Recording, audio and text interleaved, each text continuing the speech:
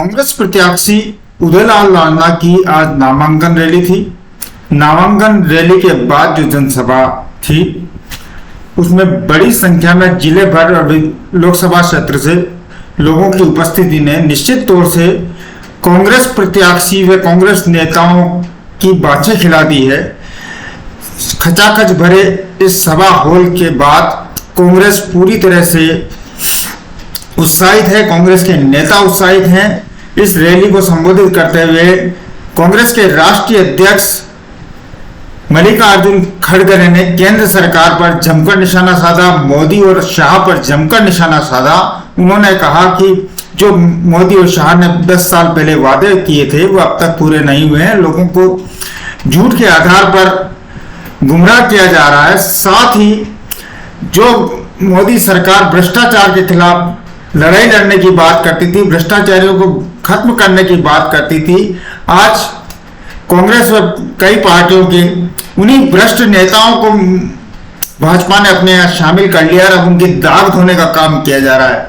आपको बता दें कि कांग्रेस के राष्ट्रीय अध्यक्ष मल्लिकार्जुन खड़गे की राजस्थान में लोकसभा चुनाव की पहली सभा थी और उन्होंने यहाँ से राजस्थान में प्रचार का आगाज किया है। उन्होंने लोगों से आह्वान किया है कि देश की सुरक्षा, देश में संविधान की व्यवस्था लागू रहे, इसके लिए कांग्रेस को जिताना जरूरी है। और इस मौके पर कांग्रेस के प्रदेश अध्यक्ष गोविंद सिंह डोटासरा, पूर्व प्रदेश अध्यक्ष सचिन पायलट, कांग्रेस के प्रत्याशी उदयलाल लालना, पूर्व राज्य मंत्री सुरेंद्र सिंह जारावत, सभापति संदीप शर्मा, डेयरी चेयरमैन बद्रीलाल जाट, पूर्व जिला अध्यक्ष शिवदयाल शर्मा आदि ने भी सभा को संबोधित किया और कांग्रेस ने जमकर भाजपा पर निशाना साधा।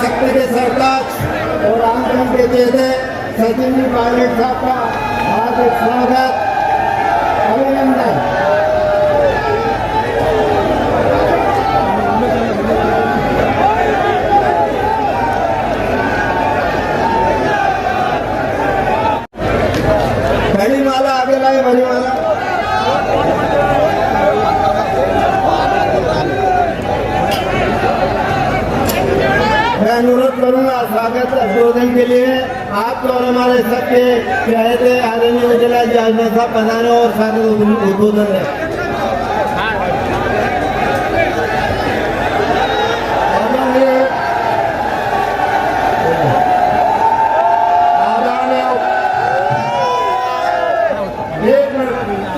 हमारे मेरे मेहमान अखिल भारतीय कांग्रेस कमेटी के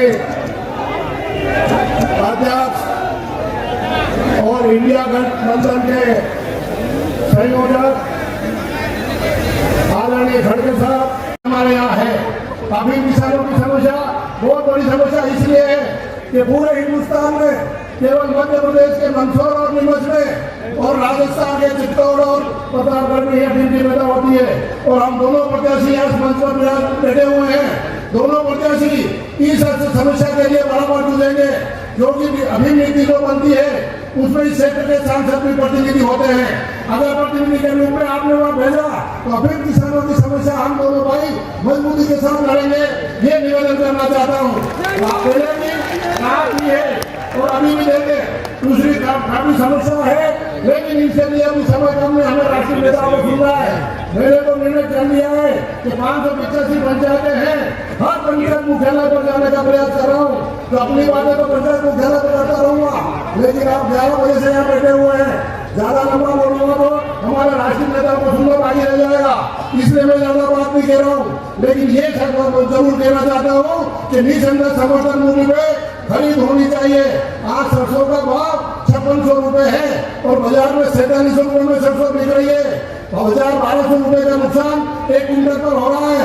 लेकिन आज इसमें सरकार की आंखें नहीं खुली है, गेहूं समर्थन मूल्य पे खरीदे नहीं जा रहे हैं। इसलिए जब तक किसानों की सरकार नहीं आएगी, जब तक किसानों का भला नहीं हो सकता। वादे मोदी जी ने खूब किए लेकिन एक भी वादा पूरा नहीं हुआ। नई गारंटियों की बात कर रहे हैं लेकिन उस गारंटी का क्या हुआ जिसमें किसानों की आय पूरी करने की बात कही गई थी। उस वादे का क्या जिसमें डीजल पेट्रोल सस्ते करने की बात कही गई थी। काले धन का क्या हुआ? मोदी जी वो गारंटी पहले पूरी करिए फिर उसके बाद नई गारंटी की बात करेंगे। राजस्थान में तो जो अशोक गहलोत सरकार की गारंटी थी और जिसमें एक परिवार को एक साल में 72,000 रुपए तक मिलते थे, उस गारंटी को चालू रखने की बात है। इसलिए आपसे निवेदन करना चाहता हूँ कि अगर विधानसभा चुनाव में इस पार्टी को, भारतीय जनता पार्टी को झटका नहीं लगा तो हमारी कांग्रेस की जो योजना है सब बंद कर दी जाएगी और गरीब मारा मारा फिरेगा। इसलिए किसान साथियों से निवेदन करना चाहता हूँ कि पूरी ताकत के साथ इस अभियान को सफल बनाएं और ज्यादा लंबी बात कहने के जैसे जैसे उम्र बढ़ती है उतना जोश बढ़ता रहता है। और मैं तो आनंद जी को पूछ रहा था गाड़ी में, मैंने कहा लाल जी आप मुझे बताओ आप किस चक्की का आटा खाते हो, हम लोग भी चालू कर दें। क्योंकि दौड़ने में, भागने में, दहाड़ने में कोई कमी नहीं। और इस बार कुछ कमी रह गई विधानसभा चुनाव में, 2-4 हजार वोट से अपन पीछे रह गए। लेकिन मैं आप लोगों को आवेदन करना चाहता हूं, आह्वान करना चाहता हूं, इस देश में 10 साल से जो हालात पैदा हुए हैं वो आप सबके सामने हैं। किसान, मध्यम वर्ग, महिला, हर व्यक्ति को शोषित करने का काम इस सरकार ने किया है। पिछली बार जनता ने वादों को मानकर 300 पार करा दिए थे। 300 पार कराए तो 3 कानून बनाए किसानों के खिलाफ, नोटबंदी करी, जीएसटी लागू कर दिया और पूरे देश में ऐसा माहौल बना दिया कि निर्वाचित मुख्यमंत्रियों को ये जेल में डालना चाहते हैं। ये काम कर रहे हैं 300 पार। आप कल्पना करो अगर 400 पार करा दिया तो उनकी मनाई जो करेंगे, ना संविधान की परवाह, ना परंपराओं की परवाह, ना नैतिकता की परवाह। इसलिए चुनाव विचारधारा का चुनाव है। इंडिया गठबंधन के संयोजक आदरणीय खड़गे साहब पूरे देश में हम लोग जा रहे हैं, लोगों को आह्वान कर रहे हैं, नौजवान से कह रहे हैं ये चुनाव आपका चुनाव है, ये चुनाव देश के भविष्य का चुनाव है। और जो सरकार 10 साल से जानबूझकर संवैधानिक संस्थाओं को नीतिगत तरीके से खोखला करने का काम कर रही है, जो सरकार दबाव की राजनीति करती है, जो सरकार आक्रमण की राजनीति करती है, जो दल प्रतिशोध की भावना से विपक्ष को खत्म करने का काम करना चाहता है, उन लोगों को मुंह तोड़ जवाब देने का काम आप लोगों को करना है। और एक कांधल के लोग, चित्तौड़ के लोग, आप लोग जाबाज लोग हो, आप बहकने वाले नहीं हो, आप आसानी से भावनाओं में बहने वाले लोग नहीं हो। मैं आप लोगों को आह्वान करना चाहता हूं, इस देश के भविष्य की खातिर किसान, नौजवान, महिला, कमेरे सब इकट्ठे हो जाओ और हाथ के निशान पर 26 तारीख को बटन दबाकर आप कांग्रेस पार्टी को जिताओ। अभी सारी बात आंजना जी ने बोल दी। अब आंजना जी को मैं भी अच्छी तरह से जानता हूं और उदयलाल आंजना जी आज के नहीं है, बहुत पुराने हैं। जब मैं अध्यक्ष था तो मेरी कमेटी में उपाध्यक्ष के काम करते थे। जब पार्टी ने कहा झंडा गाड़ कर खड़े जाते थे। और हमारे दोनों का संबंध भी कुछ ऐसा है उदयलाल जी का, खट्टा भी है, मीठा भी है, लेकिन पक्को बुलाना पड़ेगा। सीपी जोशी जी को मोरियो बुला दोगा के बुला दोगा, उदयलाल आंजना ने दिल्ली भेज दोगा, दिल्ली भेज दोगा। तो भाई जी मैं थाने सलूट करवाने और 4 जून में रिजल्ट वाले दिन सुपर डुपर गावाने नाच माने गोविंद माने खड़गे साहब ने उठनो है सुन लिया एक बार से काम कर दे मैं चिंता ही मत करो से काम कर देंगा। लेकिन सीपी जोशी जी मेरे लक्ष्मणगढ़ में जाए और बैठे हैं जगी कर रहे हैं नहीं हाँ बिन मेटनी है। डोटासरा ने ये कर दिया, डोटासरा ने वो पेपर चोर लिया, फलाना कर दिया, ढीकड़ कर दिया। मेरे थाने पेपर चोर लगाएंगे। किसान का बेटा हूँ, किसान के दर्द को समझता हूँ और इसीलिए मैंने निवेदन किया उदयलाल जी आप विधानसभा का चुनाव भले हार गए लेकिन आपकी हिम्मत को मैंने देखा है, आपकी दिलेरी को मैंने देखा है, किसानों के प्रति जो आपका प्यार है वो मैंने पढ़ा है। इसलिए उठ खड़े हो और मैंने एक निवेदन किया। ये उदयलाल खड़ा हो गया, बोला डोटासरा जी खड़गे साहब का आदेश टाइगर जिंदा है, जीतेगा, लड़ेगा और जीतेगा। इन्हीं शब्दों के साथ में हम खड़गे साहब को सुनेंगे, शांति से सुनना।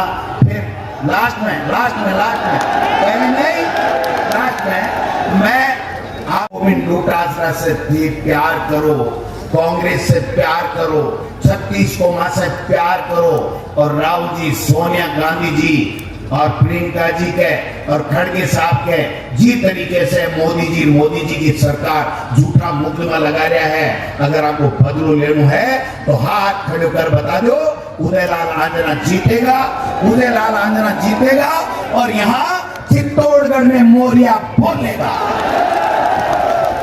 बहुत बहुत धन्यवाद, बहुत बहुत आभार डोटासरा साहब। मैं स्वतंत्र सेनानी बन के गए, देश के लिए वो अपनी जान की कुर्बानी दी। लेकिन मुझे बताओ, जोशी साहब, किसी को सुना? मुश्किल है हमारा कैंडिडेट के लिए पूछिए। तो ये जो है सीपी जोशी जी, आप बताइए कि आपके लोग, आपके लीडर्स, आपके आरएसएस के लोग, आपके बीजेपी के वर्कर्स, कितने लोग आजादी हासिल करने के लिए मर चुके हैं, फांसी के फंदे पे चढ़े हैं।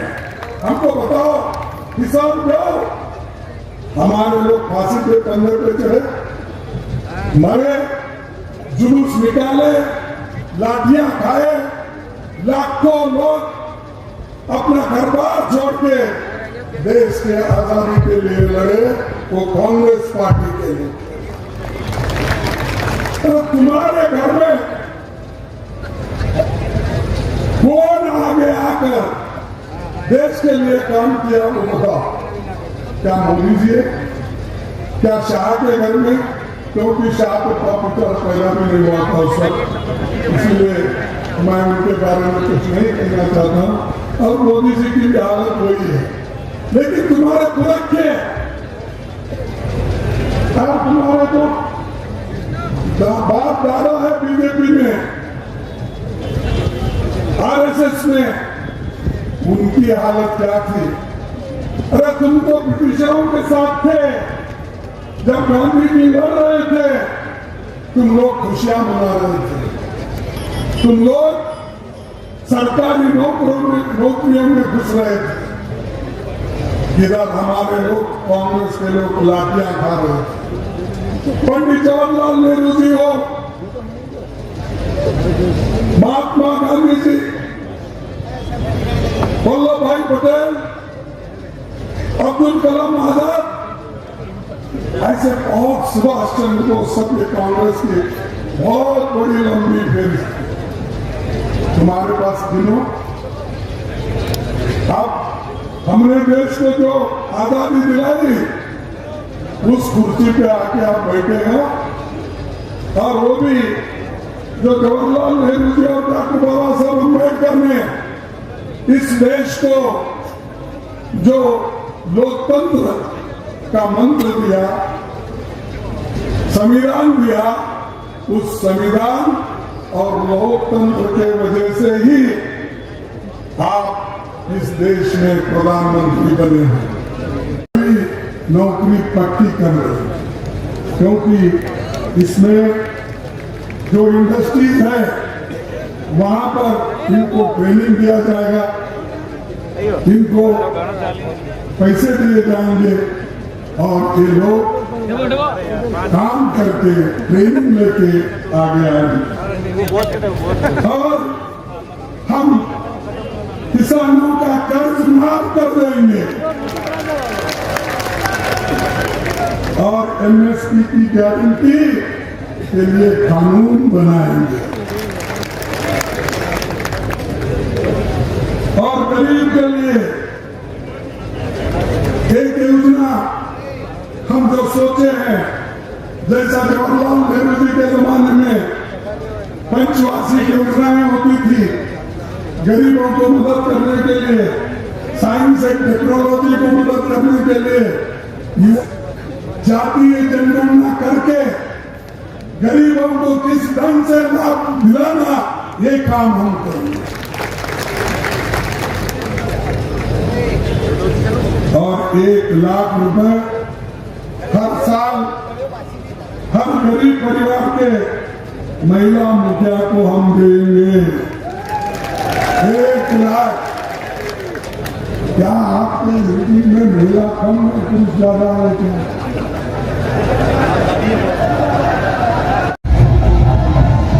कहा था पहले इलेक्शन में, क्या कहा था? हमारे नौजवानों को 2-2 करोड़ नौकरियां हर साल दूंगा। कहा था या नहीं? क्या तुम्हारे पास जोश नहीं? क्या खाना खाए क्या नहीं? क्या ये आप डोमिनेशन को बुलाए, खाना नहीं खिलाए इनको?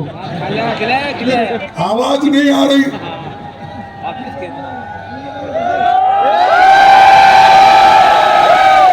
ये मोदी जी 2 करोड़ नौकरी देने का वायदा किए, दिए नौकरी?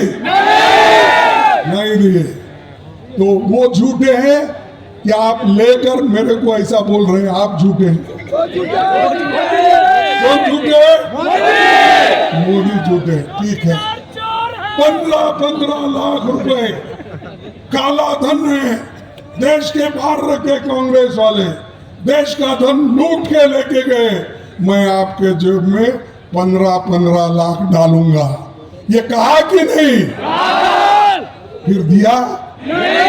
फिर मोदी झूठे क्या हम झूठे? मोदी झूठे। फिर उन्होंने ये भी कहा किसानों की आमदनी में दुप्पट करूंगा, कहा कि नहीं? तो आज मिला दुप्पट दाम आपको? फिर क्या मोदी झूठ है? क्या कांग्रेस वाले झूठ है? आप और मोदी ने ये भी बोला मैं सच्चाई के लिए लड़ता हूं। ठीक है भाई, सच्चाई के लड़ने वाले बहादुर है आप। आपकी 56 इंच की छाती भी है। मैं तो टेप लगा के गिना नहीं, लोग कहते हैं और उन लोग कहते हैं, मानेंगे। तो अगर टेप है तो हमारे इनके पास है, हमारे MP साहब जो ठहरे कैंडिडेट ये टेप भी पुनः रखते हैं, क्योंकि कॉन्ट्रैक्ट करते हैं तो वो माप लेते हैं। तो मोदी जी 56 इंच की छाती है मेरी, मैं नहीं डरूंगा। अरे भैया आप नहीं डरते, फिर चाइना को हमारा बहुत सा भाग क्यों छोड़े? तो अंदर घुस के आ रहे। आप क्या नींद कर रहे हो? क्या नींद की गोली खाए हो? क्या राजस्थान के खेतों में से अफीम ले जाके क्या वो खिलाए क्या? तो देश के लिए कभी कुछ सोचते नहीं, सिर्फ गांधी परिवार को गालियां देना, हमको गालियां देना, यही काम करते हैं। और देश के लोगों को सता कर तंग तबाह करके वो अपने साथ लेना चाहते हैं। और सब जगह CBI, ED और इनकम टैक्स ये सब पीछा उन्होंने लगाया है। तो मैं यही कहूंगा, ये हमेशा झूठ बोलते रहते हैं। हर एक कोई भी, अब तो नया उनका स्लोगन है। क्या स्लोगन है? हम कर्नाटक में, हिमाचल में, तेलंगाना में हमने गारंटी स्कीम, ये जरा सुनो। अरे आपकी आवाज सुन के मोदी भाग जाएगा, क्योंकि उसको भी सुनने दो कम से कम दिल्ली में बैठ के। तो मैं ये कह रहा था कि हम जो गारंटी दिए थे कर्नाटक में, हिमाचल में और तेलंगाना में, वो गारंटी लेकर लोगों को उसका फायदा दिलाकर, उसका बेनिफिट दिलाकर हम जीत के आए। और मोदी जी की गारंटी एक भी फुलफिल नहीं। ना 2 करोड़ नौकरी आया, ना 15 लाख रुपए आया, किसानी की आमदनी बढ़ी नहीं, एमएसपी नहीं बढ़ा, सब झूठ, एक के ऊपर एक झूठ वो बोलते। अब नया एक सॉन्ग लाए, नया ड्रामा, ये मोदी की गारंटी है और मोदी जरूर एक गारंटी को अनुष्ठान में लाएगा। क्या लाएंगे भाई? अरे तुम्हारे पुराने गारंटी आप लागू नहीं किए, अब आगे की गारंटी क्या है? जो आदमी पुराने गारंटी अनुष्ठान में नहीं लाता, उसके आगे आने के लिए जो कहता है, उसका कैसा भरोसा कौन कर सकते हैं? तो ये मोदी के गारंटी पे भी भरोसा मत करो, मोदी जी के ऊपर भी भरोसा मत करो। और वे कभी कैसा वॉशिंग मशीन से किसको क्लीन करता वो भी मालूम नहीं, और सबको डराता है, धमकाता है। लेकिन कांग्रेस के लोग डरने वाले नहीं है, वो हिम्मत से लड़ने वाले हैं। किसको डरा धमका के अगर अपना बनाना चाहते हैं, मोदी जी ये नहीं होगा। हम भी उतने बहादुर है, तुमसे भी ज्यादा लड़ना हमने सीखा है। तुम सिर्फ बात करना सीखे हो, हम त्याग करना भी सीखे हैं, लड़ना भी सीखे हैं, लोगों की भलाई करना भी सीखे। सोनिया गांधी ने गारंटी की बात कभी नहीं की थी। क्या मनरेगा उन्होंने लागू नहीं किया गरीबों के लिए? किया या नहीं किया? क्या उन्होंने इलेक्शन में गारंटी दी थी? फिर सोनिया गांधी जी ने ये कहा था कि गरीबों को पेट भरने के लिए मैं हेल्थ मिशन ये योजना उन्होंने भी लाई। और यहाँ तो राजस्थान में जब गहलोत की सरकार थी, या हमारे लोग जो भी यहाँ बैठे हैं, इनकी सरकार जो थी, गरीबों के लिए 25 लाख रुपए का फ्री इलाज करने का। कितना? अरे तुम फायदा लेते हुए भी तुम्हारे जबान में नहीं आ रही, इसीलिए हम हार रहे हैं, क्योंकि तुम भूल जा रहे। जो कुछ भी है लेना, बैठना, उसके बारे में बोलना नहीं। 25 लाख हिंदुस्तान में वो कहीं भी नहीं था, वो सिर्फ राजस्थान में था। तो ये कांग्रेस की देन है। और हमारी जो 5 गारंटी है, और 5 गारंटी तो एक है 1 लाख हर शिक्षित युवा को पहली नौकरी पक्की कर देंगे, क्योंकि इसमें जो इंडस्ट्रीज है वहां पर इनको ट्रेनिंग दिया जाएगा, इनको पैसे दिए जाएंगे और ये लोग काम करके ट्रेनिंग लेके आगे आएंगे। और हम किसानों का कर्ज माफ कर देंगे और एमएसपी की गारंटी के लिए कानून बनाएंगे। और गरीब के लिए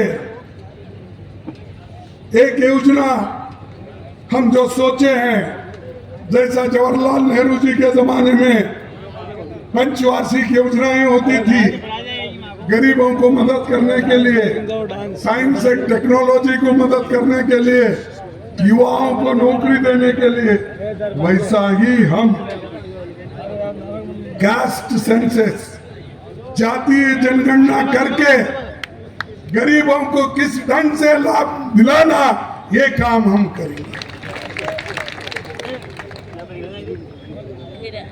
और 1 लाख रुपए हर साल हर गरीब परिवार के महिला मुखिया को हम देंगे। 1 लाख।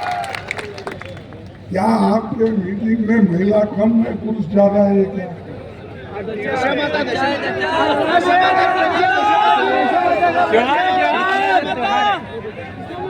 ठीक है। अरे भाई, मैं हमारे लीडर को पूछ रहा हूँ कि क्यों ऐसा, तो बोले कि आज वो पूजा गीजा पाठ है, इसीलिए। हाँ, वो बोल रहे हैं कि अगर आप जाके बोलेंगे तो आपके पत्नियों को 1 लाख रुपए मिलेंगे। तो मैं समझता हूँ इनके हाथ में मत दो।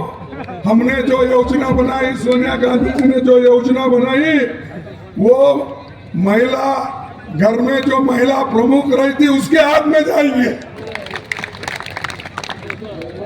और 5वां जो है मनरेगा की योजना हो, कोई भी कम से कम प्रतिदिन जो काम करने के लिए उनको मिलता है वो 400 रुपए कम से कम उनको मजदूरी देंगे। ये जो है कर्ज माफी का गिनती करो, हर साल 1 लाख गरीबों को देने का, 400 प्रतिदिन कम से कम मजदूरी देने का, और श्रमिक न्याय, ये सब है। इसके अलावा और इसके नीचे 25 गारंटी है, छोटे मोटे सभी। मैं वो सभी कहने नहीं जाता क्योंकि अब पहले ही देर हो गया, तो इतना ही कहूंगा। वो 25 गारंटी भी आपको मिलेंगे, आप इसको घर घर प्रचार करना होगा। हर घर को हमारे कैंडिडेट पहुंचाना होगा। हमारा जो गारंटी है, जो हम देना चाहते हैं, हम अगर एक हुकूमत में आए और हम अलायंस पार्टनर अपनी हुकूमत बनाएंगे, तो ये गारंटियां हम अनुष्ठान में लाएंगे। और इसके ऊपर राहुल गांधी का सिग्नेचर है, मेरा सिग्नेचर है। भाई, हम गारंटी है, हमारी गवर्नमेंट आने के बाद अगर नहीं करे तो हमको पूछ लो, देखो भाई ये साइन करके आप दिए थे, आप क्यों नहीं करे। तो ऐसी कामयाबी हमारे पास है और इसको हम लड़ते रहेंगे। महंगाई को दूर करेंगे, नौजवानों को एम्प्लॉयमेंट देंगे। और सरकार ने आज 30 लाख वैकेंसीज पड़े हुए खाली। कितने? 30 लाख। मोदी नहीं भर रहे हो, वो वैकेंसी फिलअप नहीं कर रहे। अगर फिलअप करे तो उसमें बैकवर्ड के लोग आएंगे, उसमें शेड्यूल कास्ट शेड्यूल ट्राइब के लोग आएंगे, गरीब तबके के आएंगे, और जो इकोनॉमिकली वीकर है वो लोग आएंगे। इसीलिए उनको कमजोर करने के लिए उन्होंने वैकेंसी फिलअप करने का बंद किया है। यह है मोदी जी की चाल। और इसमें आप लोग कोई भी उसके झांसे में नहीं आना चाहिए। वो हमेशा ऐसा ही करते रहते हैं। इसीलिए आप होशियार बनिए और खास करके पार्टी को चुन के लाने के लिए पूरी कोशिश करेंगे। इतना कहते हुए, आखिरी व्यक्ति पैदल चलता है, लोगों को समझाता है, बच्चों से मिलता है, बूढ़ों से बात करता है, किसानों से बात करता है, किसानों के बारे में चिंता रखता है, उसको बोल रहा है परिवारवाद। उसी ढंग से मणिपुर से वो महाराष्ट्र तक अपना यात्रा निकाले, उसमें भी कई लोगों से उन्होंने मिला। हर स्टेट में कहीं ना कहीं पहुंचकर वो काम किए। लेकिन मोदी जी की आवाज एक ही है, परिवारवाद। इसके लिए वो कर रहे हैं। भाई और बहनों, अरे मेरी कन्नड़ी है भाई, मैं कर्नाटक वाला हूं, थोड़ी गलती हो गई तो भी माफ करो। यही बोलता ना। भाइयों और बहनों सुनिए, ये परिवारवाद को जब तक आप नहीं निकालेंगे देश का उद्धार होने वाला नहीं। अरे बाबा, तुम माने तो देश तो खतरे में पड़ गया।